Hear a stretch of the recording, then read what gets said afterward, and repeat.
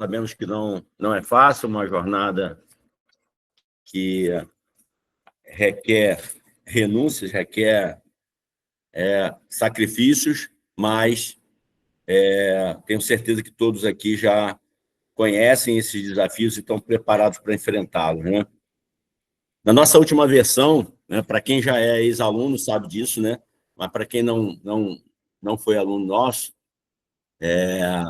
a gente teve uma versão aí de 30 dias, né? A gente focou em 3 disciplinas só, que eu entendo, inclusive, que deve ser o maior foco nosso aqui no nosso treinamento de 60 dias, por mais que a gente tenha mais tempo agora, 60 dias, nosso foco principal ele vai ser na disciplina de Direito Notarial Registral, Direito Funcional e Direito Civil, tá bom? Eu trouxe aqui para vocês uma apresentação, inclusive, do caderno. Nossa aula de hoje é mais para a gente entender como é que nós vamos trilhar essa nossa caminhada, né? E como vai ser. São 60 dias, mas são 60 dias bem focados. Então, o que vocês vão ter, né? Como a gente já tinha conversado antes. Vocês vão ter 200 cadernos ao total, tá, gente? Vão ter 200 cadernos.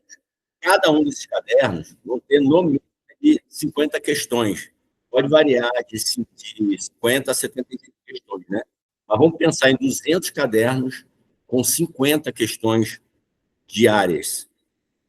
200 cadernos. Nós vamos ter aí quase 10.000 questões, não é isso?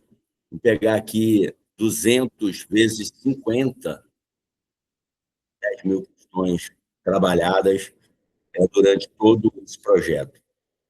Por mais que a FGV sempre surpreenda a gente com algumas coisas inéditas, algumas coisas mirabolantes, né, que ela acaba trazendo, que não deve estar descontextualizada do que é a disciplina, eu acredito que nós não vamos ser surpreendidos, porque nós vamos trabalhar profundamente o direito notarial registral, nós vamos trabalhar profundamente o direito civil, que é muito conectado com o direito notarial registral, e nós vamos também dar uma atenção para o direito constitucional, na parte jurisprudencial, né, principalmente, e nos outros campos do direito administrativo e empresarial, a gente também fazer uma revisão geral dessas disciplinas, com uma metodologia de estudo dinâmica, rápida. Então, nós vamos trabalhar teoria, nós vamos trabalhar, depois da teoria, o fichamento. Depois do fichamento, a gente vai entrar com os quadros esquemáticos comparativos de institutos, vamos trazer institutos, a gente sabe que a gente, mnemonicamente, a gente aprende muito por comparação. Então, nós vamos trabalhar essa questão do quadro esquemático e comparativo entre os institutos. Nós também vamos trazer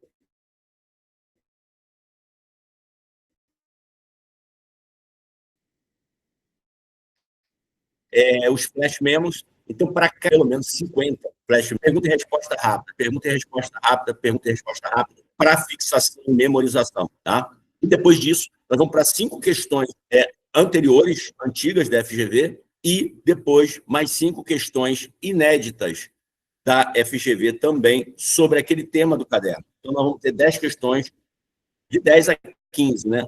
Dependendo do tema por caderno. E aí, todas elas com gabarito documentado, tá? Então, tudo com gabarito comentado. Eu vou pedir... não, tá, beleza. Como não tem ninguém aqui na minha sala de aula, né? Aí o Meet fica perguntando se realmente tem... Tá com medo de derrubar aqui a transmissão, mas acho que... Tá? Então, o que acontece, gente? Esses cadernos, ele tem uma estratégia de... cada um de vocês que estão hoje no programa com a gente, nessa jornada, estão preparando para vocês um plano de estudo estratégico e personalizado para cada um de vocês, para que vocês entendam qual é o ponto forte, qual é o ponto fraco de vocês, tá? Então, vocês têm que entender, eu tenho um ponto forte, eu tenho um ponto fraco, eu tenho oportunidades e eu tenho ameaças. Então, a matriz SWOT, onde nessa matriz a gente trabalha o quê? A metodologia adequada de estudo. Você tem que focar bastante nas suas fraquezas, naquelas disciplinas que você é mais fraco, e você tem que trabalhar de maneira diferenciada nas fortes. As oportunidades e as ameaças também nós trabalhamos de forma diferente. Isso tudo vem detalhado no teu plano de estudo, como é que você tem que fazer a revisão, como é que funciona, a revisão de 7 dias, a revisão de 21 dias. Então, você tem que estar preparado para isso, tá bom? E aí, a gente vai ter de segunda a sexta, então, gente, 5 cadernos cada dia. Então, por semana, vão ser 25. A gente vai ter um total, nosso curso todo, de 8 semanas, isso fora o revisaço e fora a aula de véspera, tá bom? Então, nós vamos ter 8 semanas no projeto ENAC Turbo 660, trabalhando 6 disciplinas para 60 dias, tá? Claro, com foco no que tem mais peso, tá bom? Aí depois, aí então, 8 semanas, com 25 questões, com 25 cadernos por semana, ok? Professor, e o sábado? O sábado, a parte da manhã, você vai tirar para quê? Para você fazer o que ficou pendente, digamos que faltou alguma coisa que não deu para você terminar, você então vai fazer essa tarefa no sábado de manhã para colocar em dia. No sábado à tarde, vai ser o nosso simulado. Então, nós vamos fazer simulado todo sábado à tarde, a partir do próximo sábado. Próximo sábado agora próximo sábado é dia 2. Então, a partir do dia 2, começam os nossos simulados. Vão ser 8 simulados e o gabarito comentado vai ser entregue para vocês no domingo, tá? Ou então no sábado à noite. A gente vai verificar, a gente vai botar um horário depois das 19. Eu sei que vocês vão ficar ansiosos, é melhor liberar o gabarito comentado no sábado mesmo, à noite. Então, a gente já vai liberar o gabarito para vocês no sábado à noite, para vocês não ficarem ansiosos, né, de sábado para domingo, ok? Beleza? Isso aí, galera. Vai falando aí de onde é cada um de vocês, qual é o estado que vocês são. Eu sei que tem muita gente que já é aluno, tem gente que já se matriculou, mas tem muitos que ainda não se matricularam. Então, estão aqui assistindo essa aula gratuitamente. Eu estou mostrando primeiro toda a metodologia que nós vamos utilizar e depois nós vamos entrar na aula especificamente, tá bom? Vocês até receber um pouco a cada caderno, ok? Então, a gente vai ter essa metodologia, cadernos diários, da forma como eu falei, simulado aos sábados. Tá? Domingo. Ah, professor, o que eu faço no domingo? Domingo você vai matar, se for uma coisa pendurada, pendente, você vai utilizar o domingo para isso, ou então você vai descansar no domingo. Por quê, gente? No nosso último projeto, a gente pegada bem pesada, né? E eu, inclusive, fiz programação para sábado, mas a gente vê que é bem cansativo. Então, tira pelo menos um dia para você renovar suas energias, porque agora não é mais uma corrida de 100 metros, né? Agora a corrida é de 200 metros, né? Ou de 600 metros, né? Um pouco maior. Então, para você não chegar muito cansado lá no dia da prova. Então, é importante isso, essa questão do descanso, você ter aí o domingo, pelo menos com a tua família, porque se você vai dedicar muito durante a semana, você vai precisar tirar o domingo para poder ficar com a tua família e descansar. Sou da cidade de Pancas, a Gilda está aí com a gente, o Marco Amorim, né, do sul de Minas Gerais, ó, a Paula, de Prudente, São Paulo, Presidente Prudente, São Paulo, sim, também, de São Paulo, Lúcia, né, de São Paulo, Evandro, Marcelo, tá, o meu filho está aí também, né? Rio de Janeiro, olha aí, rapaz. Camila, lá de Ubá, né, Minas Gerais, beleza. De Paraná, Evandro, de Paraná, olha aí, ó. Foi a primeira delegação que eu assumi aqui em Rondônia, né, tá aí nosso amigo Goiânia, Vanderlei, Vanderlei, top, seja muito bem-vindo. É isso aí, tem a galera aí do Brasil inteiro, está aqui. Pessoal, manda depois o link para os colegas, manda o link dessa nossa aula. Quem de repente tem colegas aí que querem fazer, vão fazer o ENAC, quiser participar dessa aula aqui com a gente, conhecer a nossa metodologia de trabalho. Botucatu, olha aqui, ó, Luciana, a Maria Marcleide, Pernambuco, Brasília, Ale de Brasília, olha aí, show. Então, o que acontece? Manda para os amigos, os colegas, o pessoal vai fazer a prova do CAC, o pessoal vai fazer para cartório, não tem como fugir da prova da ANAC, né? Então, assim, a gente tem que enfrentar. O que eu estava falando, vamos para cima do... Tem jeito, né? Infelizmente, a FGV, muita gente desanimou, tá? Pra vocês terem ideia aí, eu tenho alguns colegas que ficaram desanimados, né? Até que tem cartório e tal, e Lessa, poxa, essa prova aí e tal, deu uma desanimada, mas não dá para desanimar, gente. Tem que fazer, tem que ir para cima dela. Tem que ir para cima dela e vamos tentar cercar todas as brechas possíveis, todas as possibilidades, tentar chegar lá mais preparado ainda do que a gente estava antes. Eu sei que no projeto anterior, muita gente veio ali no ritmo de 30 dias, até eu, gente, vim, né, trabalhando ali bem cansado, exausto, mas é importante, assim, nós estamos numa pegada agora de 60 dias, então nós vamos aprofundar mais, nós vamos revisar mais, vamos fazer mais questões, manter essa batida, não deixar nenhum caderno para trás, para não ficar no buraco, tá? E chegar lá, chegar bem. Ou seja, hoje a gente vai contemplar 95% do conteúdo da prova. Então, 95% do conteúdo da prova, 6 disciplinas.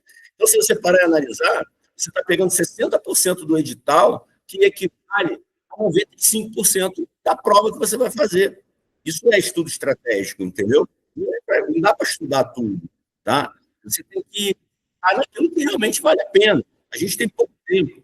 Eu tenho pouco tempo da minha vida para tudo, né? Eu fico arrumando mais coisa para fazer. A gente tem que ser direcionado, né? Não tem muito tempo. Então, tem que focar naquilo que realmente vale a pena nesse momento. Nós temos 60 dias e nós vamos focar no que vale a pena. São essas 6 disciplinas, mas digo aqui, com ênfase mais em notarial registral, constitucional, civil, e nós vamos pegar, sim, administrativo, tributário, e vamos rever, e depois vamos tentar conectar. Eu espero que a FGV, não sei se isso vai acontecer, mas o ideal que a FGV caísse a ficha dela e ela começasse efetivamente a fazer questões que fizessem sentido com o cargo para o qual ela está selecionando alguém. Não faz sentido, gente. Imagina, vem alguém aqui no meu cartório que é uma vaga para trabalhar no cartório. E aí, um questionário para ele de atribuições da Procuradoria do município daqui de Ariquemes. Qual a lógica disso?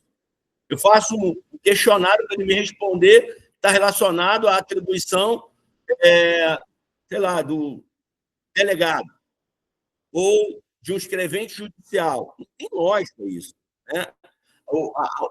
A seleção, ou seja, você tem que ser submetido a uma seleção que a seleção é para escolher os melhores para ocupar aquele cargo, melhores para aquela função. São os melhores para aquela função, não tem lógica eu perguntar questões de outra função. Aí eu não estou selecionando os melhores para aquela função. Perceberam? Infelizmente, a gente vê que não só a FGV é a pior, né? Ela comete essa arbitrariedade e que não é controlada, efetivamente. Você tem que entrar com ação, tá, para ter controle judicial, né? Tem que provocar o judiciário, mas é oneroso, é custoso, demora, é exposição e você não tem nem tempo para isso.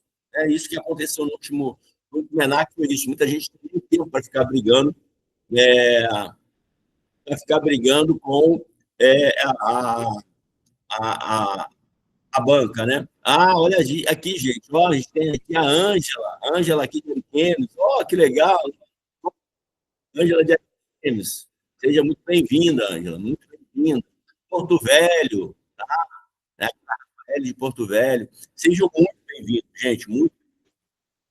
Então, como eu estava falando, nós vamos nesse processo, 60 dias, se preparem para desenvolver e estudar 200 cadernos. E como é que você vai fazer isso no seu dia a dia? Gente, com aquele questionário que nós fizemos para você, você vai ter que classificar o seu caderno, né, o caderno que a gente vai mandar para você, em 4 pilhas, 4 blocos né?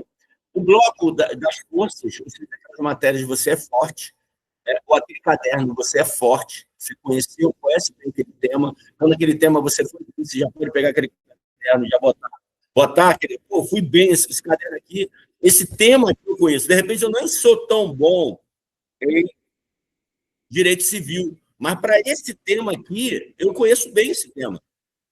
Você já pega aquele caderno, já bota ele no bloco de forte. Por quê? Porque você é forte naquele conteúdo. Agora, você pega, de repente, uma matéria até que você domina. Ah, eu domino bem registro de imóveis, mas tem um caderno lá de adjudicação compulsória. Caramba, eu não consegui entender direito essa questão de adjudicação compulsória. Estudei, mas eu preciso memorizar algumas coisas ainda, não estou segura, errei muitas questões. Opa, você vai pegar esse caderno e vai botar lá no caderno da sua fraqueza. Tá bom? Ou botar no caderno da sua oportunidade. Você é boa em RI, ou você é bom em RI, mas você tem o conhecimento geral de RI, então você é bom, você é forte, mas para aquela disciplina que é adjudicação, aquele tema, aquele instituto que é adjudicação compulsória, ou o processo do campeão extrajudicial, você ainda não domina bem. E aí você precisa guardar algumas coisas ali. É interessante você pegar esse caderno, então, e colocar no caderno, botar na pilha de oportunidade. Oportunidade por quê? Porque eu não fui tão bem, mas você já domina o conteúdo de registro de imóveis. Aquele tema é tema de registro de imóveis, mas você não está bem nele ainda. Ou você bota ele na pilha de oportunidade, ou você bota ele na pilha de ameaças. Por quê? Porque você é bom em RI, mas aquele tema te ameaça. Aquele tema pode te derrubar na prova. Então, aquele tema, você vai botar ele ou em oportunidade ou em ameaça. Por quê? Você vai ter que rever ele. Você vai ter que rever ele. Você vai ter que rever ele, por quê? Porque quando você vai analisar lá, quem já está com o plano na mão aí, sabe disso. O que eu coloco no plano de vocês? Ah, professor, eu só tenho 3 horas para estudar, 4 horas. Eu faço o plano de 3 horas, de 4 horas para você.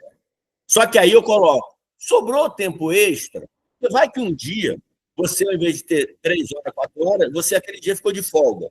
Aquele dia você saiu mais cedo, aquele dia você teve mais tempo. Aí eu coloco lá o quê? Tem tempo de folga? Tem. Então vai lá na tua fraqueza, vai lá na tua ameaça, pega ele, revê. Por quê? Porque aí você vai ter a oportunidade, então, de usar essa hora extra. E você não tinha passado para mim o momento da tua disponibilidade para fazer o plano para você. Entenderam? Tem gente que fala assim, professor, só tenho 2 horas. Não tem muito o que fazer, né? Então, eu adequo ali, mas falo, tem hora, tem tempo extra, ataca a tua fraqueza e a tua ameaça. E vocês vão ver, gente. Opa, quero muito estudar para o ENAC, isso, muito bom. Seja bem-vinda, seja bem-vinda. Vai dar certo, tá? Vamos junto nessa caminhada. Cristiane, de São Paulo. Opa, legal, gente, legal. Não sei se eu esqueci de alguém, você me perdoe. Eu estou dando uma olhada aqui na tela de cima, mas perceberam isso? Então, gente, é importante demais você conseguir fazer essa arrumação na sua mesa. Arruma uma mesa grande, botar só os teus cadernos, aquele post-it achar melhor, mas uma classificação que você tem que fazer são as pilhas. A pilha da fraqueza, a pilha da força, a pilha da oportunidade, a pilha da ameaça. E aí você vai mudando. A fraqueza, ela sai da fraqueza, vai para a ameaça. Sai da ameaça, vai para a oportunidade. Sai da oportunidade, vai para a força. Você vai mudando. Tá? Tem tempo livre? Dá uma esvaziada na tua fraqueza. Revisou o caderno, percebeu que ainda está fraco? Mantém ali, ou então muda para o próximo. Mas muda para o próximo o quê? Não sai direto da fraqueza jogando na força. Agora eu já domino o assunto. Não. Por quê? Uma coisa que eu falo sempre aqui, gente, e a gente trabalha com uma neurociência, tá? Para o estudo. A tua mente, ela ela vai identificar o que é importante para você conforme a quantidade de vez que você olha para alguma coisa. Se eu olho para alguma coisa hoje, amanhã eu olho de novo aquilo e vou mexer naquilo de novo. Depois eu mexo de novo, depois eu mexo de novo, o meu cérebro entende que aquilo ali é importante. Pelo menos naquele momento é importante. Talvez, quando eu parar de ver aquilo, ele entenda que já não é mais importante, ele começa a substituir as informações. Porque nós não temos capacidade plena de armazenar tudo, né? Tudo não dá. Então, quando você está armazenando algo, outras coisas estão sendo colocadas no cantinho do teu cérebro lá. Pode puxar, mas ele vai ser colocado no cantinho. A memória volátil, a memória disponível para você, aquela memória RAM, né? Memória RAM, não sei se estou falando certo aqui ou besteira, é aquela memória que ela está ali, ó. Ela está latente. E ela só fica latente enquanto você está tendo contato com ela. Então, assim, você está na fraqueza, aquela matéria você não está bem, você lê. Beleza. Leu tudo. Aí depois eu volto como, professor, leio tudo de novo? Não, já não precisa. Você já vem o quê? O fichamento, vem nas questões que você errou. Tá? Você não precisa ler toda a teoria novamente. Se você já conseguir o fichamento, e no fichamento você conseguir entender o que está sendo tratado. Então, guarde isso. Todo dia, antes de você começar a estudar, você tem que separar 50 minutos. 50 minutos para quê, professor? 50 minutos para você revisar os 5 cadernos do dia anterior. Ah, professor, mas tinha um lá que eu sou forte. Ah, tá, então esse não precisa. Já botou ele no forte, tá bom. Mas se aquele assunto você ainda não domina, não é um assunto que você domina, revisa ele. Aí, mas como é que eu vou revisar? Aí você já vai para fichamento, quadro esquemático, e vai para o gabarito comentado das questões que você errou. Aí eu preciso voltar nas questões que eu errei, não? Ler o enunciado de novo? Não, você vai direto para o gabarito. Por quê? Porque a tua memória está fresca. 24 horas depois, ela está fresca, ela lembra da questão. Se você olhar o gabarito, ela vai lembrar, e inclusive vai identificar o que você errou. Beleza? Isso você está dizendo o que para o cérebro, gente? Está dizendo para ele, isso é importante para mim. Mantenha isso, mantenha essa informação. Ela é importante para mim. Só que aí, vai passar mais um dia, 2 dias, 3 dias, 4 dias, 5 dias. O cérebro, que você não está olhando mais aquilo, ele tende a falar, opa, aquilo lá já não é mais importante. Por isso que no 7º dia, você tem que voltar naquilo de novo. Então, guarda isso. Você tem que marcar com o post-it lá as datas de cada caderno. Por quê? Porque de 7 em 7 dias, você tem que estar fazendo a revisão dos cadernos de 7. Então, aí já começa.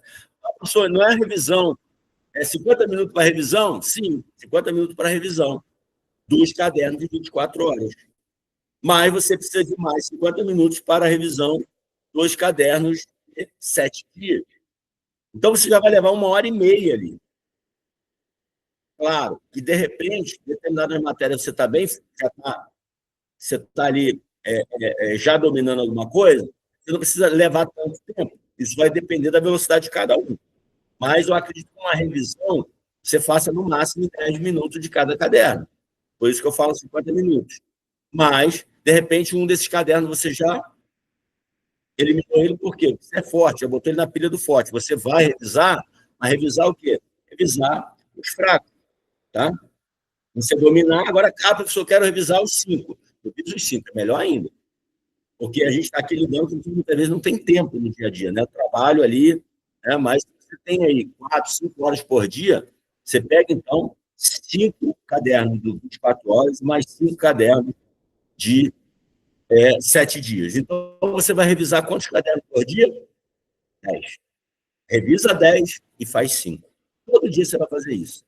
Todo dia você vai ter contato com 15 cadernos.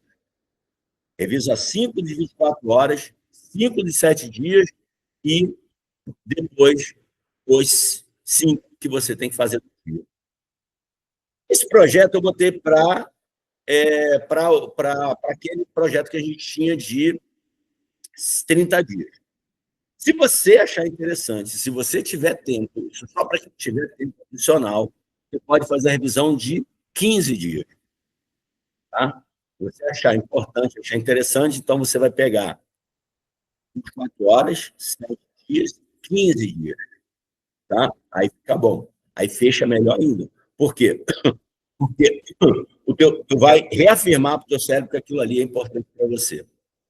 Mas sempre assim, você vai pegar só fichamento, quadro esquemático, mexe mesmo se você achar interessante, ir lá na pergunta e resposta, mas o gabarito comentado daquelas questões que você teve. Por isso que é importante, quando você tiver com o caderno na mão, você vai marcando isso. Vai marcando. Essa questão eu errei, bota uma bolinha do lado. Bota ali um identificador dos gabaritos que você vai ter que revisar. Você vem e revisa só o gabarito. Entendeu? Então, na hora de você pegar o seu caderno para estudar, gente, caneta na mão.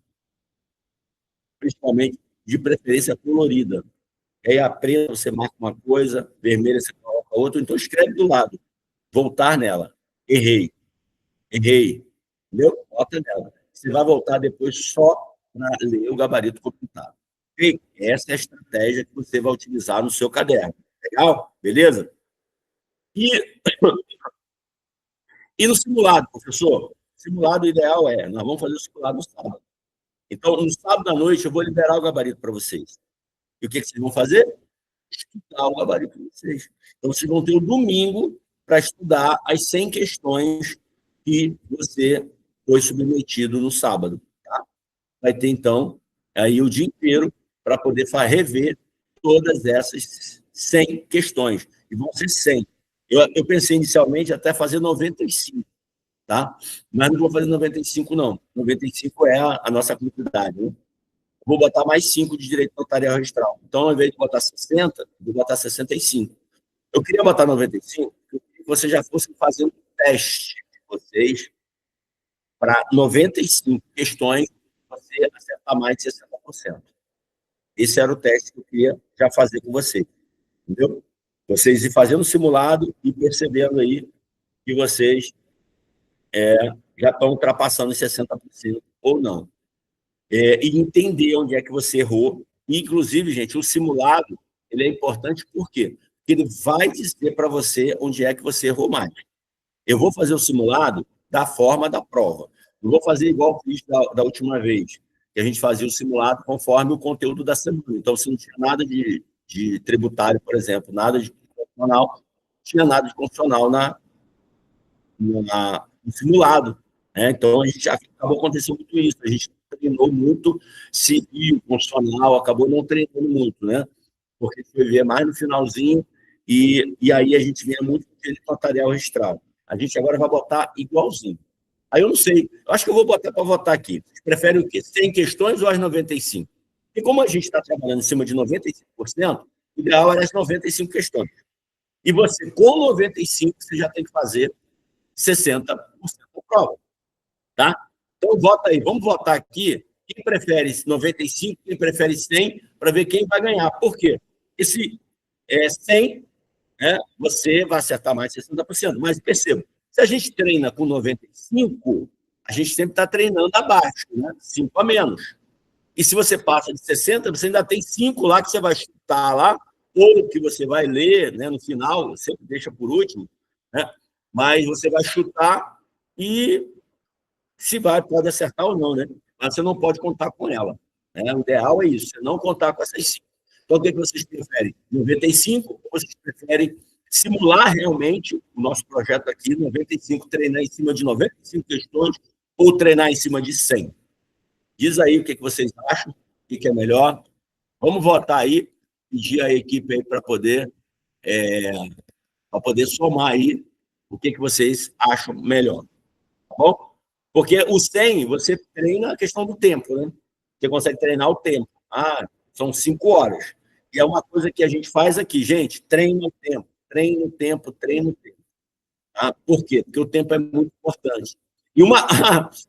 eu brinquei com o pessoal hoje, quando eu for deputado federal, eu vou, eu vou apresentar um projeto de lei para que as bancas de concurso sejam obrigadas a cobrar em prova somente aquilo, primeiro, que está no edital. Segundo, que é atinente, não adianta estar no edital.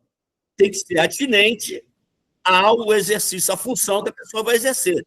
Então, ele tem que contar um caso concreto lá, a FGV gosta de caso concreto, tem que ser um caso concreto que se encaixe na atividade cartorária. Não pode contar um caso lá do governador, né, lá do assistente do Senado, lá do judiciário, não. Tem que contar um caso que seja... Por quê? Porque senão a gente fica à mercê. Gente, o direito é muito amplo. E você está fazendo um concurso para o foro extrajudicial, com tanta possibilidade de perguntar matéria jurídica do extrajudicial. Você vai fazer questão para perguntar algo que não tem nada a ver com a função da atividade notarial registral, do tabelião do registrador? Você está selecionando tabeliantes e registradores. Então, eu falei disso, né? Eu brinquei. E uma outra... Então, você não pode usar relógio na prova. Travou. Você não pode usar relógio na prova, não é isso? Você não pode. Aí, eles botam lá um negócio lá e fica marcando. Passou 1 hora, passou meia hora. Gente, uma coisa que também eu vou botar no projeto de lei, que as escolas ou os estabelecimentos que se propuserem a receber um concurso público, ele tem que ter o relógio lá na parede. A gente não pode usar o relógio. Mas bota lá na parede. Porque aquele negócio de botar lá no quadro, papelzinho, daquilo, você não consegue controlar o seu tempo por questão. Quem vai para a prova, e quem está acostumado a fazer prova, e efetivamente faz prova sincronizado, eu preciso saber. 5 questões, se eu estou demorando muito, se eu estou demorando mais, eu preciso estar olhando para o relógio e estar vendo por quanto tempo eu estou levando numa determinada questão. Porque quando você acorda, o cara marcou lá, já era, o tempo já foi embora, você já não consegue recuperar mais. Então, uma das coisas também que eu já vem na minha mente é isso. Qual é a lógica de você estar numa sala de aula onde você não pode usar o teu relógio para controlar o teu tempo, né, de prova, você entender o tempo de prova, e aí a pessoa bota lá o tal, está marcando a horinha lá, não, tem que botar o relógio. Cada estabelecimento desse tem um relógio na parede. Quer receber concurso? A prova é por tempo. Então, o candidato tem que ter o direito de acompanhar, minuto a minuto, o seu rendimento na hora de fazer a prova. Gente, isso é vital. Isso é emocional, inclusive, do candidato, entendeu? Eu não sei o que vocês acham disso. A gente está toda hora perguntando quanto tempo falta, que não sei o quê. Pô, se você está com o relógio ali na tua frente, você não precisa estar perguntando, você está interrompendo o fiscal, né?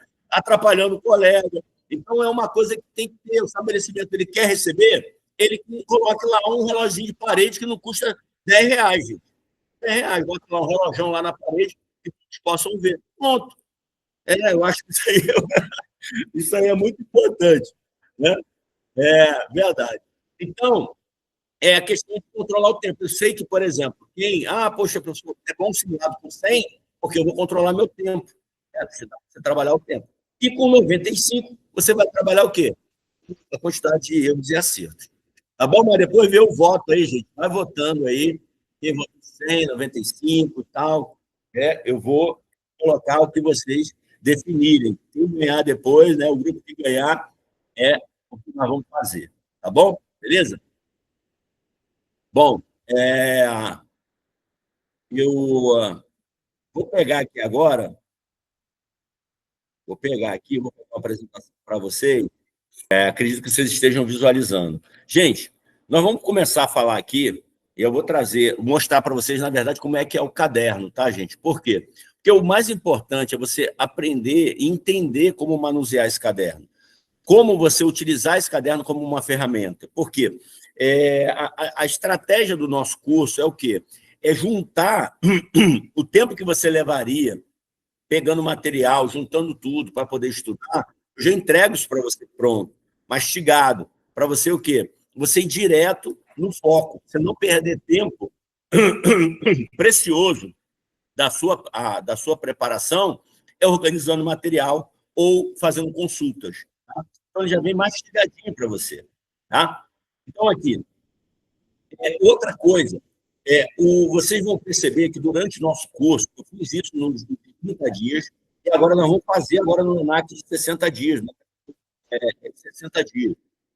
Todo o final dessas disciplinas ele vai ser analisado, ele vai ser apresentado para você, ele vai ser feita uma análise crítica de todas elas, os institutos serão apresentados, tá bom? Então, aqui, ó, a gente vai começar sempre no caderno dessa forma, com abordagem teórica. Tá? E o que nós temos aqui, por exemplo, no edital dessa abordagem teórica, desses pontos que estão sendo apresentados aqui?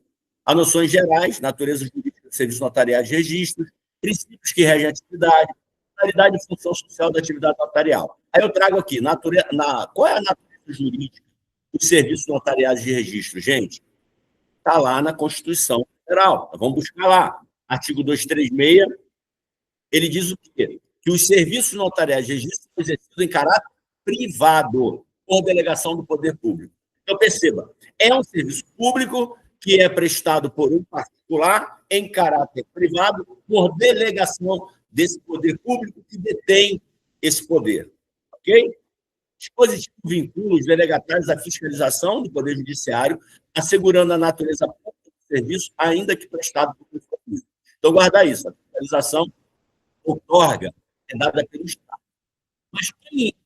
Mas nós temos 3 funções estatais, né? O Executivo, o Legislativo e o Judiciário.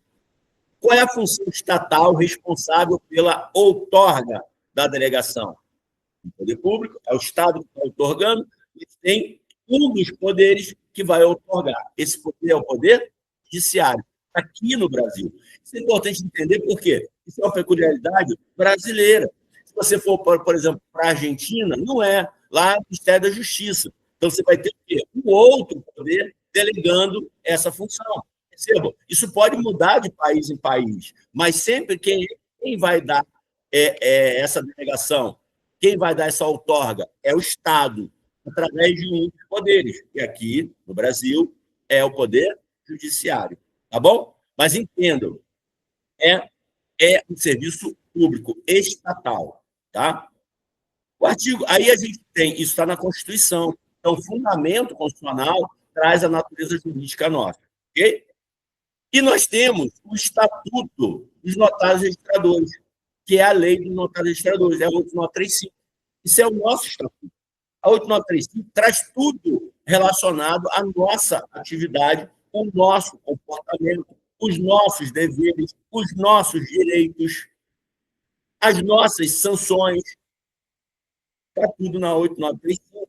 As nossas atribuições, por exemplo, quando veio agora a atribuição da conta notarial garantida, onde o notário pode intermediar um negócio jurídico, recebendo um dinheiro daquela pessoa que está fazendo um negócio ali. Um está comprando, o outro está vendendo. Então, quem é que vai entregar a primeira coisa? Como vai ocorrer essa negociação?